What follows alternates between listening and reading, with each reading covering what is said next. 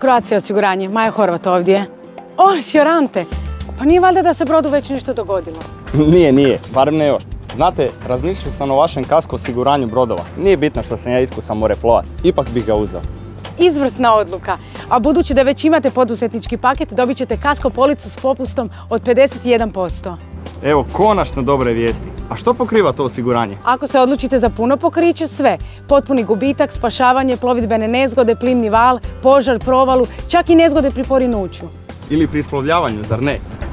Ja bi puno pokriće, definitivno. Imam vaše podatke, tako da će sve biti brzo gotovo. Kad se vidimo? Znate što, doći ću ja do vas već sutra.